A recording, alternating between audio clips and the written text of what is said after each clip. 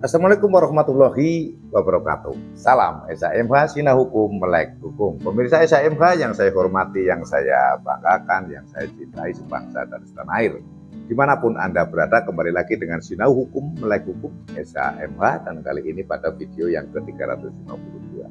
Sebelum saya menyampaikan hal-hal lebih lanjut, kita akan saya buka dulu, preambul dulu tentang masalah kapal dan muatan kapal. Bapak, memuat barang di kapal itu aturannya jelas ya.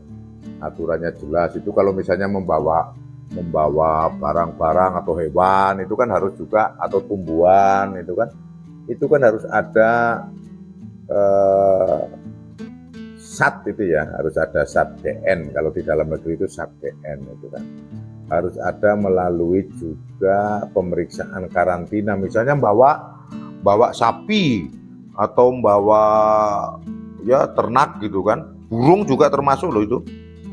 Misalnya dari pulau A ke pulau B, ini kan pasti melewati karantina. Maksudnya melewati pemeriksaan karantina itu diperiksa dulu yang dimuat ini, hewannya ini sehat atau tidak. Misalnya jangan sampai tidak dilakukan pemeriksaan kemudian nanti membawa antrak gitu kan, atau membawa penyakit mulut dan kuku. Itu kalau berbicara ternak, kambing, domba, kerbau, sapi gitu kan. Kemudian kalau burung-burung itu juga misalnya harus ada, misalnya apalagi burung-burung yang bagus, burung-burung yang dilindungi, misalnya kan harus ada izin itu dari dari BKSDA, Badan Konservasi Sumber Daya Alam itu. Kemudian apalagi, intinya muatan-muatan itu juga harus melalui pemeriksaan. Dan jangan juga membawa barang-barang ilegal, misalnya kayu ilegal, kemudian atau mungkin narkotika kan itu kan. Bisa jadi sekarang itu jangan kan hanya barang sekarang yang diperdagangkan gitu nggak hanya barang, termasuk orang itu kan. TPPO itu terakhir itu kan, yang baru meriah ini malah mahasiswa pada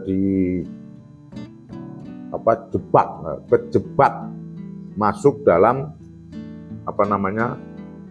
menjadi korban tindak pidana TPPO, dikirim ke luar negeri. Yang bekerjasama malah, nah ini kan dari pihak akademisinya juga yang terlibat.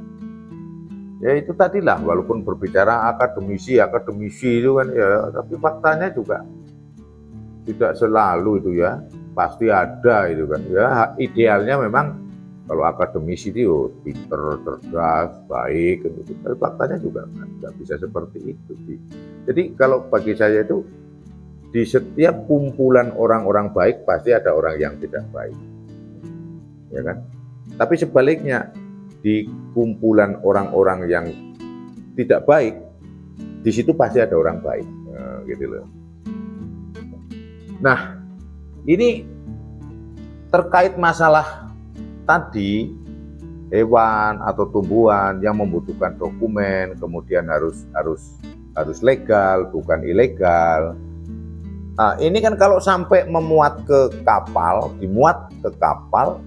bisa jadi kapal itu dilakukan, ditarik, dihentikan, atau ditahan.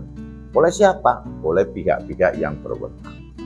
Oleh penyidik Polairut bisa jadi, oleh penyidik kelautan bisa jadi, oleh penyidik angkatan laut bisa jadi. Itu kan mereka sudah penyidik-penyidik yang memang memiliki kewenangan melakukan pemeriksaan. Nah, kalau ada barang-barang atau muatan-muatan kapal yang ilegal atau yang tidak sesuai dengan peraturan perundang-undangan itu, sebagaimana tadi saya sampaikan, tidak memenuhi SAT DN, tidak memenuhi pemeriksaan karantina, tidak memenuhi surat keterangan kesehatan hewan. Nah, ini kan menjadi persoalan kalau masuk ke dalam kapal, dan kapal itu bisa ditarik, bisa dihentikan, atau ditahan oleh pejabat yang berwenang. Ya pejabat yang berwenang ya dalam hal ini penyidik dari berbagai lembaga. Polisi, penyidik Polri berwenang, penyidik perwira angkatan laut berwenang, kemudian Polairut juga berwenang kan itu. Terus KPP bisa jadi berwenang. Apalagi terkait dengan barang-barang penyelundupan narkotika itu kan, mungkin dari BNN, dari Polri, bagian reserse narkotika kan sangat berwenang. Nah, kalau kapal-kapal itu memuat barang-barang itu bisa ditahan, ditarik, dihentikan. Tentunya ini kan akan merugikan perusahaan kapal itu. Nah, masuklah kemari kita ke pasal 562. Mengapa kok saya tadi memakai pembukaan tentang berbicara itu? Karena pasalnya berbunyi demikian.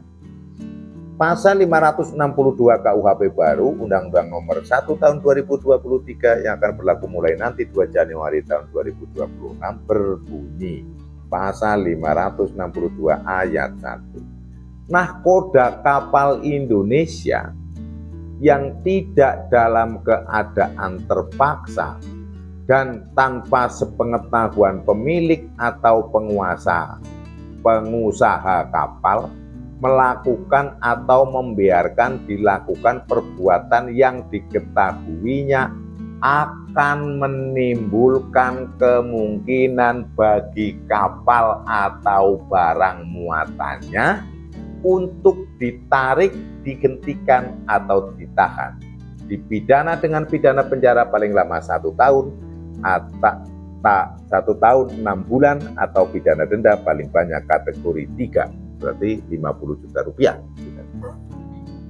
Ancaman hukumannya adalah 1 tahun 6 bulan. Jadi maksudnya begini, ada seorang nahkoda kapal Indonesia. Ini harus berbicaranya adalah kapal Indonesia, bukan kapal di Indonesia, tapi memang kapal Indonesia yang memang terdaftar di Negara Kesatuan Republik Indonesia berbendera merah putih, bendera kita.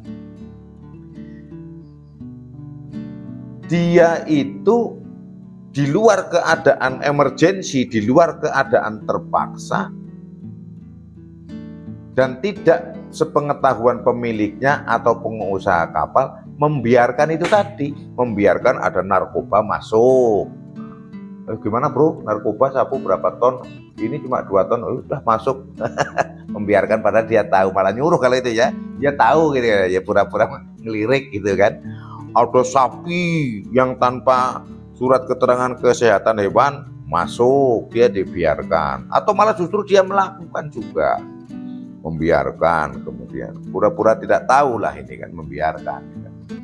Ada burung-burung yang dilindungi, ada kayu yang dilindungi atau kayu yang harus ada dokumen-dokumen SK, SHH, itu nggak ada dokumennya masuk juga. Nah, barang-barang yang melanggar hukum ini kan membuat kemungkinan timbulnya kapal itu ditahan oleh pejabat yang berwenang, yaitu tadi oleh penyidik yang tadi. Nah, inilah kalau nahkoda pura-pura bego melakukan ini, pura-pura tidak tahu, ya toh, dan dia tidak lapor kepada pemilik atau pengusaha kapal, dia dipidana 1 tahun 6 bulan. Kemudian ayat 2-nya, setiap penumpang kapal yang tidak dalam keadaan terpaksa dan tanpa sepengetahuan nahkoda melakukan, membiarkan dilakukan perbuatan sebagaimana dimaksud pada ayat 1, dipidana dengan pidana penjara paling lama 1 tahun atau pidana denda paling banyak kategori 2. Pidananya paling banyak 1 tahun ini, dendanya paling banyak kategori 2, berarti 10 juta. Ini istilahnya penumpang yang menyelundupkan barang-barang lah gitu kan, katakanlah bawa burung masukkan ke dalam kaos kaki gitu kan, misalnya kan gitu. Misalnya membawa apa itu, kalau yang harus pakai izin itu anggrek hitam misalnya kan. Kemudian bawa apa? Gading gajah misalnya, atau tula badak gitu kan. Itu kan barang-barang ilegal. Atau membawa apa lagi? Bawa tumbuhan bisa, hewan juga bisa untuk diselundupkan kan. Kalau yang dibawa itu pasti ya kecil-kecil, namanya penumpang kan. Nggak mungkin bawa kayu yang merbau, yang gedenya diameter diameternya 3 meter, panjangnya 4 meter, masa dipanggul kuat, ya nggak mungkin kan. Ada yang kecil-kecil ya, ini penumpang-penumpang yang iseng itu kan, dari luar pulau bawa apa gitu kan, bukan burung beo atau burung apa itu yang dilindungi itu kan ilegal. Apalagi kalau membawa sabu-sabu, wah itu beda lagi nanti ancaman hukumannya. Ini pidananya kalau terkait, tapi kalau yang sabu-sabu jelas beda ya, itu kan ada undang-undang tersendiri masalah narkotika. Ini ya itu tadi yang mengakibatkan, yang membuat kemungkinan adanya penahanan atau kapal itu ditarik atau ditahan oleh pejabat gara-gara penumpang yang membawa-bawa ini. Nah ini penumpangnya untuk kasus ini aja pidananya 1 tahun. Pidana denda paling banyak kategori 2. Jadi intinya ini baik nahkoda pasal 562 ini, baik nahkoda maupun penumpang yang membiarkan atau membawa, kalau nahkoda membiarkan masuk, kalau penumpang ya dia membawa masuk ke dalam kapal barang-barang yang mestinya dalam proses perjalanannya harus mengikuti ada aturan dari peraturan perundang-undangan, misalnya ya surat izin atau SAP-DN itu kan. Itu yang bisa saya sampaikan pada video ke-352. Saya pikir juga tambahan agar penumpang juga harus, apalagi yang naik kapal ya, jangan sampai merepotkan orang banyak nanti gara-gara iseng bawa barang atau bawa burung atau bawa apa, akhirnya merepotkan semua pihak. Saya pikir harus boleh kok membawa barang apa itu boleh, yang dilindungi pun itu boleh, yang penting diizinkan, ada keterangannya. Memang harus ada proses di karantina, di BKSDA, memang harus dilalui itu. Jangan sampai juga membawa penyakit nanti kan. Oke, kalau menular, memang kalau belum kena sakit itu ya masih bisa ngeyel itu. Oh biasa ini, coba itu dibayangkan kalau sudah kena antrak gitu kan, kena antrak mati kan. Antrak itu cepat sekali, makanya kalau ada hewan-hewan yang sakit sudah jangan sampai dikonsumsi, langsung kubur yang 2 lam, bila perlu dibakar dulu baru timbun biar aman. Itu yang bisa saya sampaikan pada video ke-352. Semoga bermanfaat. Apabila ada hal yang salah saya katakan, salah saya ucapkan, mohon maaf dan maklum. Terima kasih sudah menonton video SHMH. Salam SHMH, Sinah Hukum, Melek Hukum. Wassalamualaikum warahmatullahi wabarakatuh. Terima kasih.